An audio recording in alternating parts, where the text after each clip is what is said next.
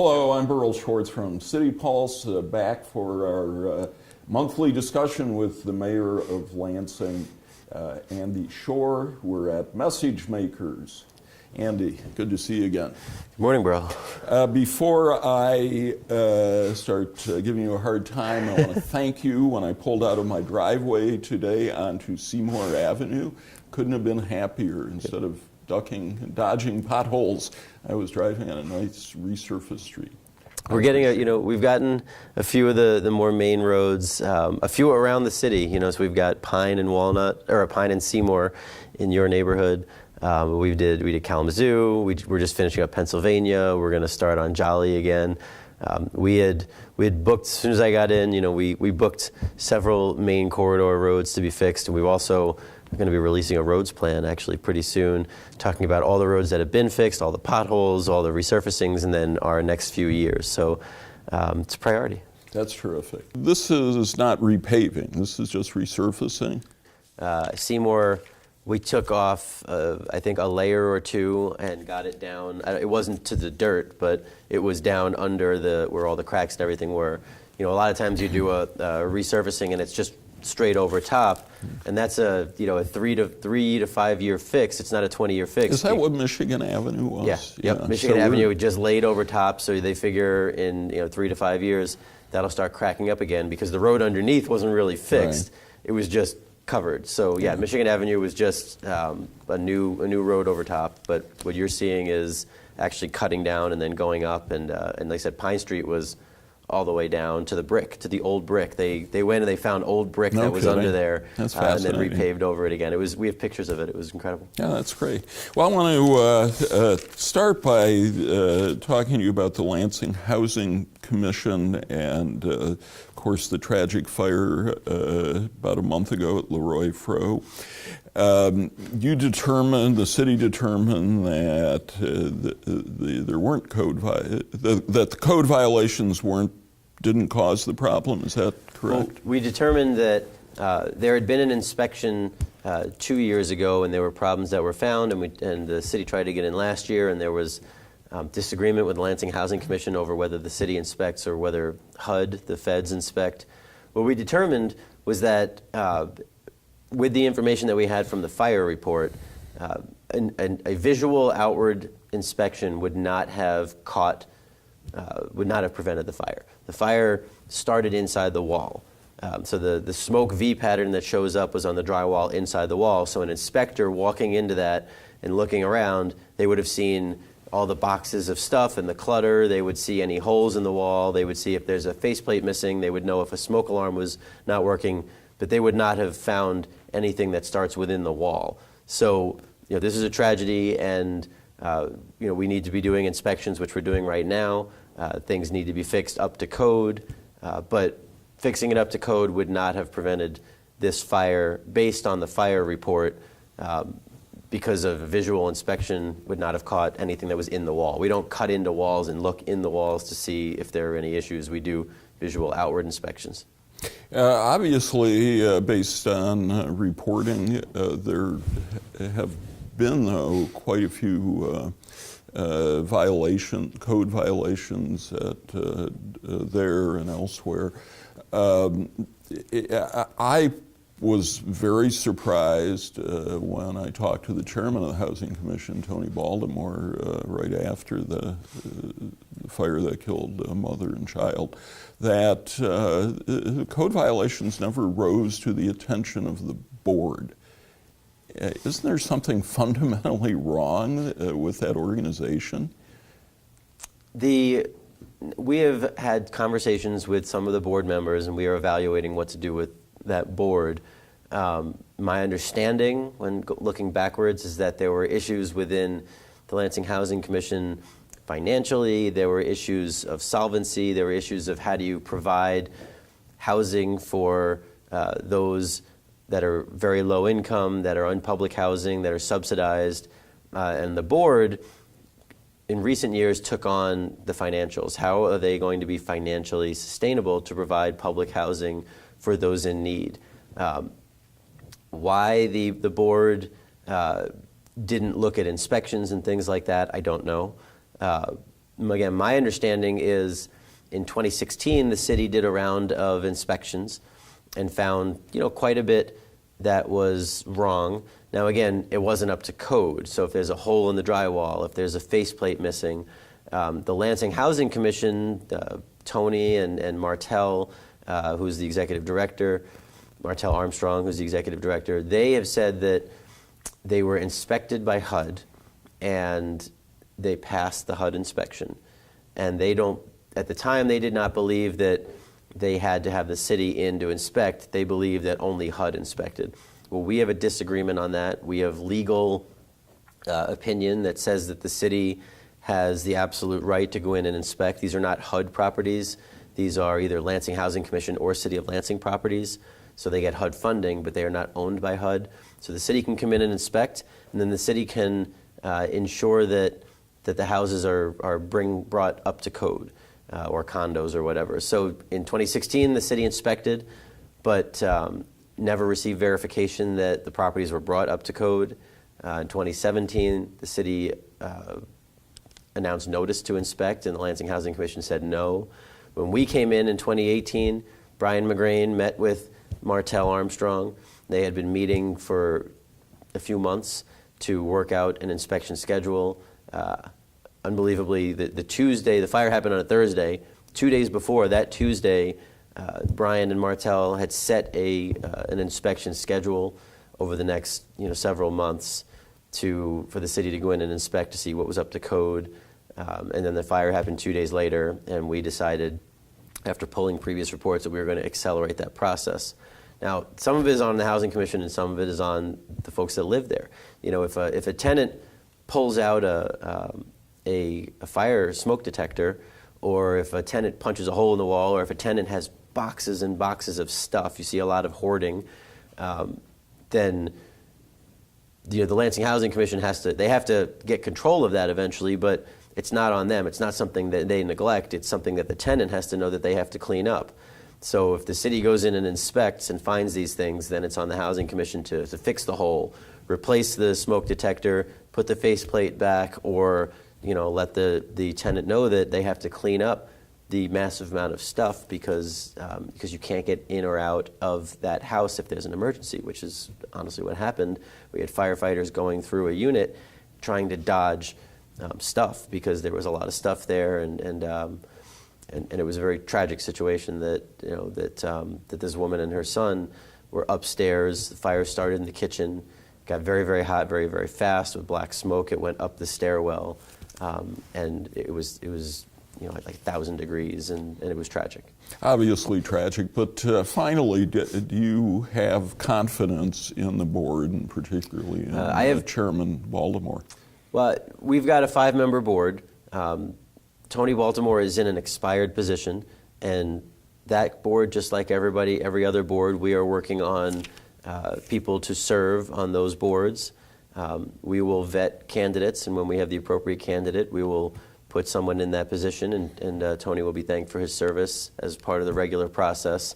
But I'm not asking him to step down until I've got someone that I will have to replace him. Actually, just last week, a second spot opened up. The resident spot expired, and we're looking at, again, vetting residents to serve on that board. So we are going to make changes with the other 3 members if we feel that we are evaluating them, and if we feel that there are folks on that board that we would like to replace, then we would have to recommend to council removal, and then council would take action if they see fit. And we're evaluating, again, all the members of the board. I think there are some decent folks on that board who have been active, and I need to sit with them and talk to them about not just being active on the financials, but going into the properties and seeing the conditions and hearing the complaints from the residents, and knowing that there have to be inspections and what we believe is the right way to inspect. So I'm going to have that conversation with all of them, and if for some reason that they don't respond, or I don't believe they are the right person for the job, then either I'll ask them to resign, or we'll remove them, working with council if appropriate. Turning to another subject, you want voters to decide whether the Lansing City Market property can be put up for sale. Why do you want to do that? That building's going to close shortly after Labor Day. City Council ended the subsidy. They gave half a subsidy so we can keep the building open through about Labor Day, maybe a little later. And then there's no subsidy to keep the building open, so the building's got to close. And I don't want to have an empty building for a year, 2 years, a blight on the river. I want to have that space reactivated. So we want to put all options on the table. You know, will it be someone buying it privately and reactivating it? Will it be the city going in and trying to do something with it? We will put all options on the table, see how we finance them, see what will bring people to that space, what will be a good use, and then move forward. But without having the option to sell the building and the property underneath it, we take a very significant option off the table. So I want all options on the table. We're going to have some visioning sessions and ideas with residents. I've got probably 2 or 3 people who've given me proposals on what to do with this building moving forward. The question is, how do we finance them? You know, I had someone yesterday give me a proposal with some ideas that I haven't read through yet, but you know, I asked, can you finance that? And she said, well, no. And I said, so are you expecting the city to finance that? And she said, well, you know, you'll have to decide how to make this work. We want proposals that include, you know, who the investors are, how we're going to finance it, how we're going to attract people there, and we'll evaluate all the proposals we get. But one of the different options on the table will have to be sale of the land and moving forward to reactivate that property. Now, it sits on parkland, but it's not a park. This is a building on parkland. So if we want someone else to get in and reactivate the building, if it's a private market, if it's a restaurant, if it's a brewery, if it's whatever it is, we would like to make sure that we do it correctly in terms of selling the building and the land along with it, if that's the option. But again, we'll put all the options on the table and decide from there. The signal, though, is it's time to sell. Is that an incorrect read? The signal for me is having the option, and that's everything I've said since last week, is we'd like the option. Doesn't mean we're going to sell it. If we were to sell it, then we'd still have to do a development agreement and put together kind of all the options, and that would go through council. So it allows for the option. And then once the November election happens, we will know what all of our options are. The city charter requires us to have a city market. If you were to sell this one, then what do you do about meeting that requirement? The city charter lists departments, and city market is one of the departments listed. We can designate any other space as the city market. We've got several active farmers markets here in the Lansing area. In the city of Lansing, you know, you've got South Lansing Market, you've got Urbandale, you've got the Allen Street Market. We've got several Lansing markets. We can designate any or all of them as markets. It just says these are the departments that are in existence at the charter and can be reorganized, and it lists 25 or 30 different entities. You know, it lists weights and measures. It lists city market. So these are all the different entities that we have. We can designate any of the areas. That interpretation, which probably is, I'm sure, been vetted and correct, but it would makes me think that the days of a major city market in Lansing are finally coming to an end.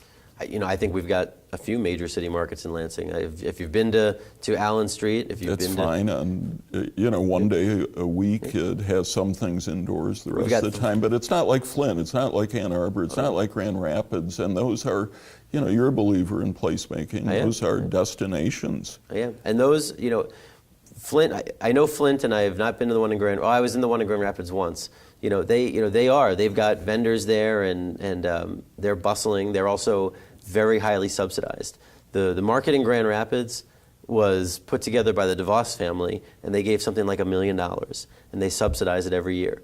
The market in Flint, I visited. It's open 3 days or 4 days a week. It's highly subsidized. You know, we went from a market that was 4 days a week to a 7-day-a-week market. It was not sustainable. You know, the costs were too high.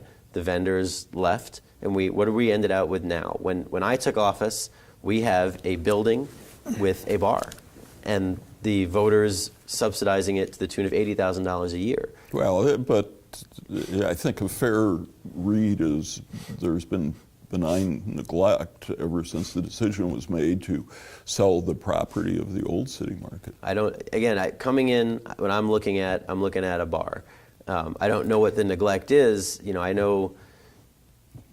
Well, there wasn't even serious marketing of the city market, let alone an overarching plan that would. I mean, Andy, they surrounded it with buildings. I mean, yeah, if you're one of the few people on the river, maybe you would have seen there was still a city market there. The parking is horrendous. That's not different, though, than Flint or Grand Rapids. I was in Grand Rapids 2 weeks ago. And parking is terrific there. Well, you have to park in a garage. Well, and there's that's a big two surface or three lot blocks there. away. There's a huge surface and lot Flint's there. Flint's the same thing. Flint, you have to park, in essence, on the street, the downtown, and walk over there. All right. I mean, we live in a city, and the concept of a market is that people walk to the market and buy their goods. And should there be more parking? Yes. Do we have it?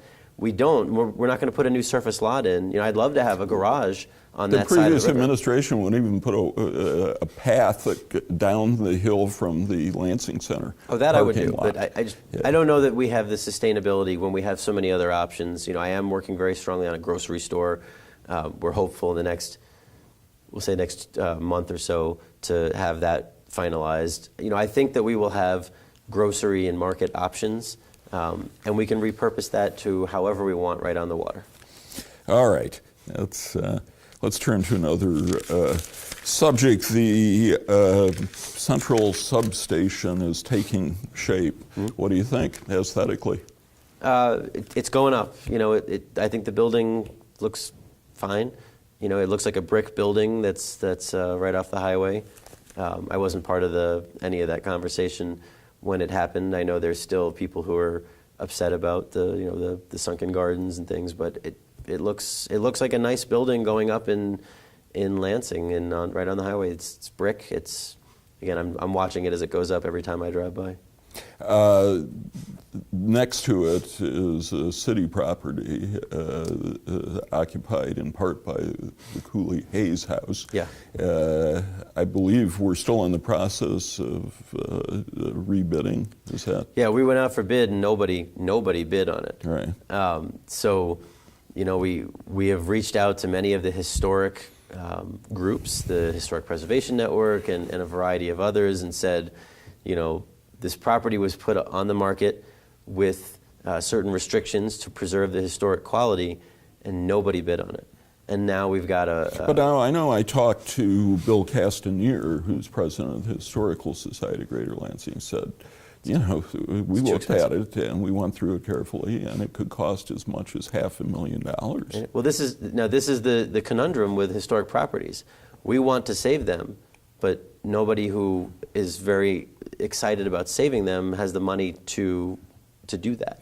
But I talked to Jack Davis, truly one of the leaders in the private sector of our community. He was totally unaware of the Cooley Hayes House. I mean, there's a disconnect here, unless you're saying that people in Lansing simply don't care about reinvesting in our old properties. They don't even seem to know about our old properties. We put that out. There were several articles. City Pulse did a really good one. There were several. This was before my time, but even when I got in, there were several attempts at media, at social media. We put it out every way we could. We let folks know that this is a historic property in Lansing. These were historic, bigwigs who built and owned this house, and nobody bid. So you have to take from that what you will. If the project is too expensive to historically recapture, what do we do with it? Right. That's my next question. No, what do we do with it? We will rebid it, and once again ask people to bid. We've asked, we're asking those who are interested in history, the historic preservation, Lansing, the Preservation Lansing, bills. We're asking everybody who has an interest in historical preservation to take an action. Don't just say it has to stay, and don't just complain when things happen. Take an action and help us to try and find someone to buy it. Because if we don't, we have a house that's, what'd you say, $500,000 in? According to Bill Caston. And it's just going to get worse. The longer you leave something to sit without being shown any love, the worse condition it will get in, to a point where it's not savable. So we need people to engage. This isn't something that city government can come in and spend $500,000 in taxpayer dollars to fix and then sell. This is something that we need the historic preservation community to get involved now. To get involved and say, we will raise the money, we will buy it for a historic use, for a historic preservation. You know, a Friends of group. This is what happens at Turner Dodge House. There's a Friends of group that raises money. I was just up there for the concert and was talking about all the great things that are happening up there. You know, we need people to engage, people who love the history or just love, you know, historic places, to engage and to get, you know, dollars put their money where their mouth is, to try and save this property. We will rebid it. You know, we're not at the point where we're just going to sell it or we're just going to knock it down. We will rebid it and try and keep this piece of Lansing's history. You know, history is important to me, and I like preserving these buildings. But someone's got to not just talk about it. Someone's got to actually put their money where their mouth is to take this building and help to rehab it. What about other what about educational facilities? Sure. Has anyone talked to LCC or MSU? We sent them out, you know, the bid document. We provided information. I don't know about MSU. So I can ask, you know. I mean, is anybody? I understand, you know, you're sending it out, and certainly. This is what we're asking the historic preservation societies to do. Yeah. This is owned by our Parks Department. Right. Our Parks Department manages 114 parks in the city of Lansing.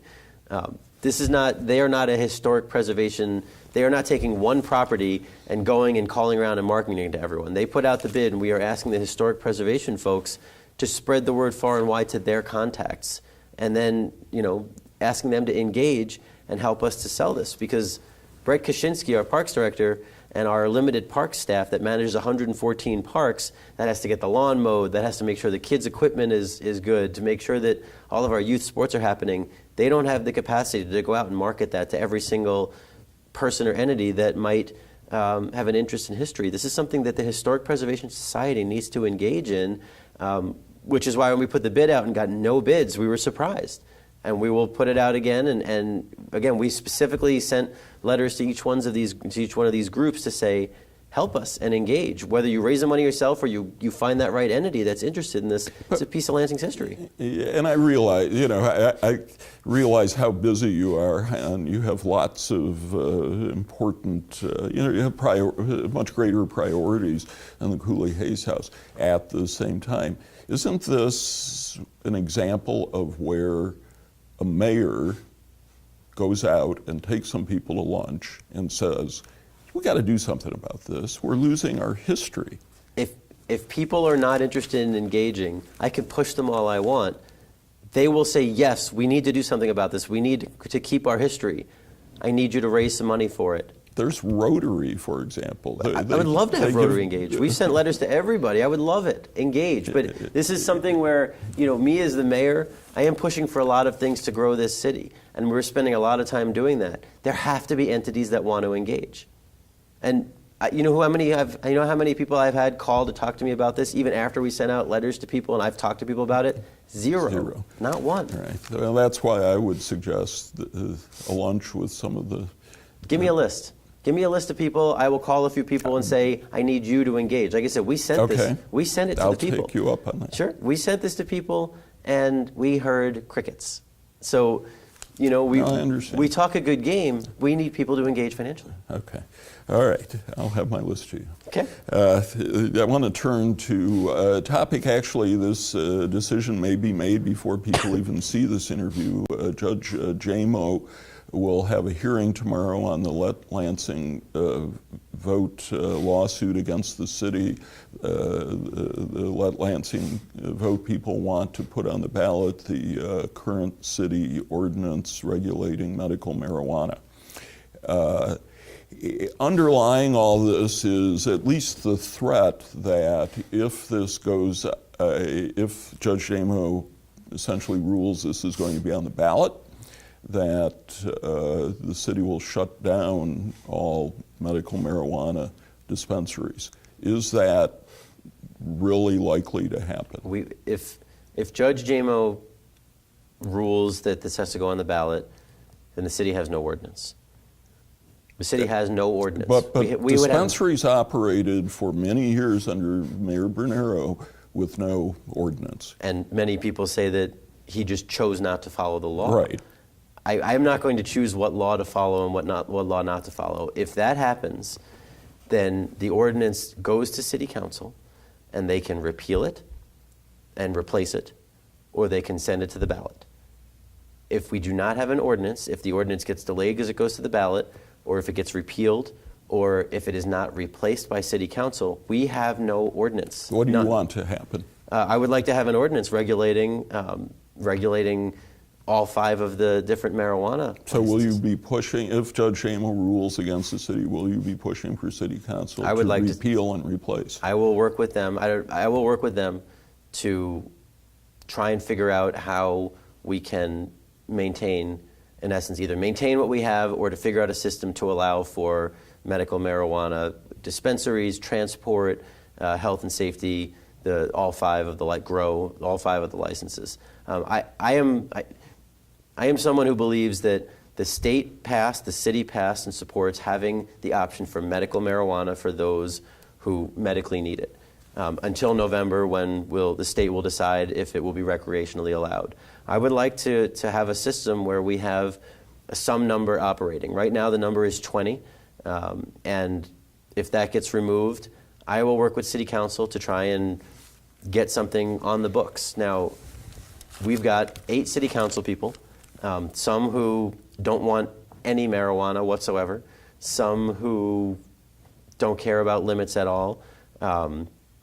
I think, there were 5 of the 8 were there last time when they went through. So we'll see what city council, I will make proposals, or I will see what city council is doing, and I will talk about what I can support, what I can't support. But if they don't pass anything, then we have no ordinance until November. Because November is when the city council's ordinance would get on the ballot for approval or rejection by the voters. So we're working on it. We have options. We can appeal. If Judge Jamo rules against city, we can appeal. And if we appeal, it stays everything until an appeal is heard. So there is an opportunity to stretch it out, but then you stretch it out until an appeals court takes it up. City council at any time can start re-reviewing their ordinance. That's up to them. They are elected by the voters of the city of Lansing. The other option, and again, we have to figure this all out legally once we see how the judge rules, is to, in essence, allow the existing ones that Clerk Swope was going to allow to license. We expect he was going to license 20 of them at some point soon, is to allow those 20 to continue operating until the November vote. The charter and ordinance has language in there that basically says that there's intricacies in the law that deal with when a petition comes in on an ordinance that was passed. We can look and see if it would qualify as in essence, allowing the ordinance to continue until the vote. So we need to figure out legally if that works, and if it does, then that'd be great, because then we can let the ordinance continue until the vote, and then the voters will make their decision in November.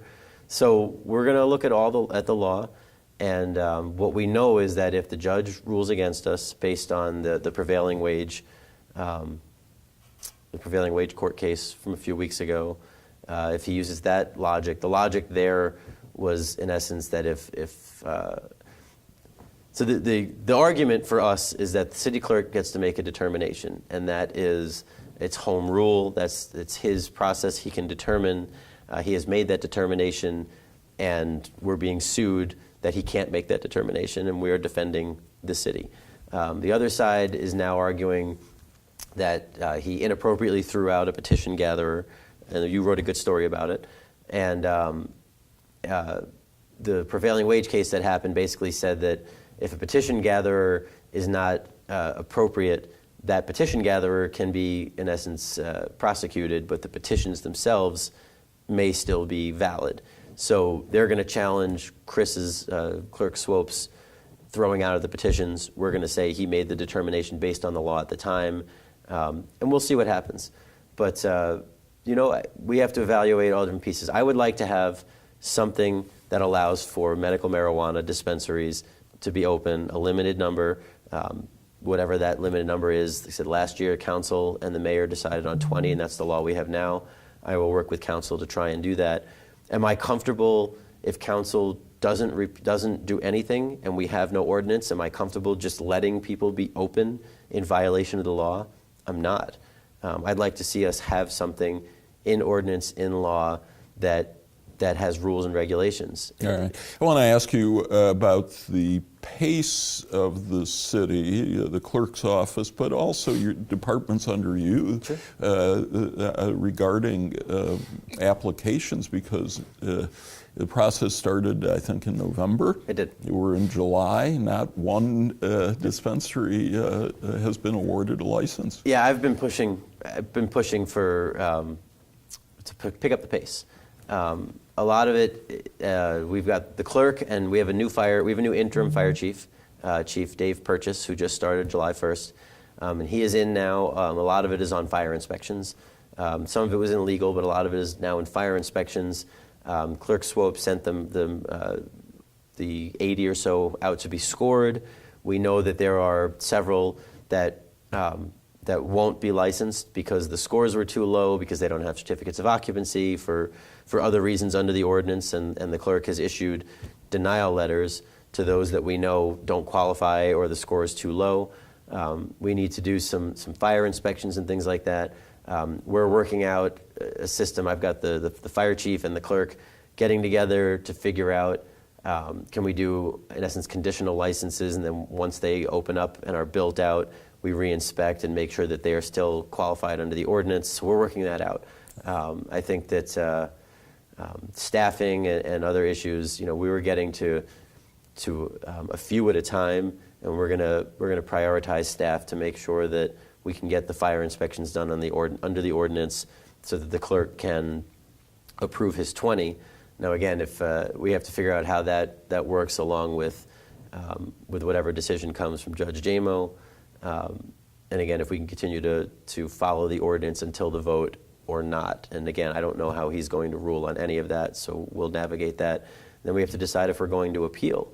An appeal pushes it back several months, but it could put us in this exact same situation next year when we're further out from a vote. So we have to determine, do we want to just push it back within an appeal until an appeals court can make a determination, or do we want to try and fix the ordinance or change the ordinance now? Now, another question that comes up is, if council decides to repeal and put a new ordinance in, does that mean that let Lansing vote doesn't like that either, and then does the same thing, and we're back in the same situation?